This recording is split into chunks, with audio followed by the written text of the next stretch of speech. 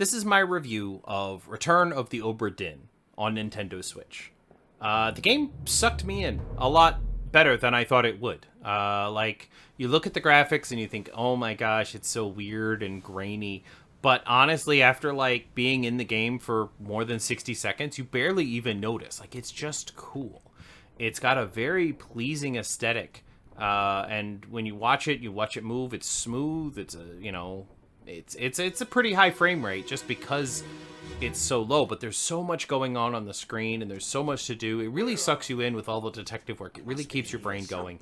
I'm really enjoying going through and labeling all the people. But basically, you're an insurance investigator, and you show up on a ship to decide who are these people and how did they die. You find corpses along the ship, on the ship, and you investigate the corpse, and you have a little time machine that takes you back to the moment of their death, and it plays like a little audio clip, and it shows like a freeze frame of the instant of their death, and you get to kind of like walk around and investigate and decide who this person is, what their relationship is to somebody else, and if they're dead or not. And well, they're all dead, but how they died, who killed them, and who they are. And it's actually pretty cool. It's pretty good. It's very good, in fact. So if I'm going to give it ratings, let's give it graphics wise. It's really tough to give this such a high rating. I want to give it something really high, but I'm going to give it an 8. I'm going to take some points off because of the monochrome, but that's part of its visual appeal. It's part of its visual style, but you can tell that it's actually rendered really well. And despite being only 2 colors and being very strange, people have faces, unique faces. You know, they're everybody's unique. Everybody looks different. You can tell who they are, despite the appearance of the low resolution. So I really love that. Gameplay, this is getting a 10 just for being unique.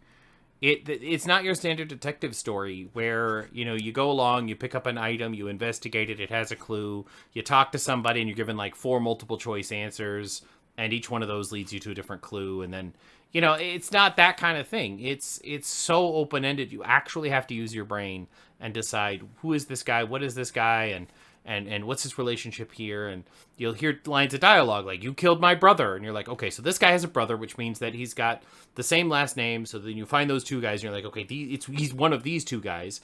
Then later on, you have to find the guy who died, and you're like, okay, so this is the brother who died, so then this must be the other one, right? So you have to go back and rename it. It's just, it's so good. Audio-wise, there's not a lot to the thing, but there is good music. It's pretty decent little sea shanty kind of music. And there's voice acting. Excellent voice acting throughout. So I'm going to go ahead and give the audio a 9. Story-wise, also, gosh, maybe even a 10. Maybe even a 10. I mean, like I said, I'm pleasantly surprised with this game. Like, I'm giving it a 10 for story because the story is super intriguing. I get in there, and before I knew it, an hour and a half had gone by. What was that even?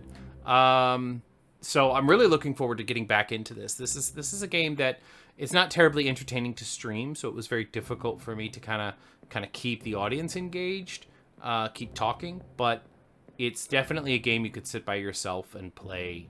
Especially in like handheld mode, if you're in a car for a long time, or you're in an airport, or you're just kind of waiting for something, you can pull this out. But you will get sucked in, so it's not a game you can pick up and play for 20 minutes.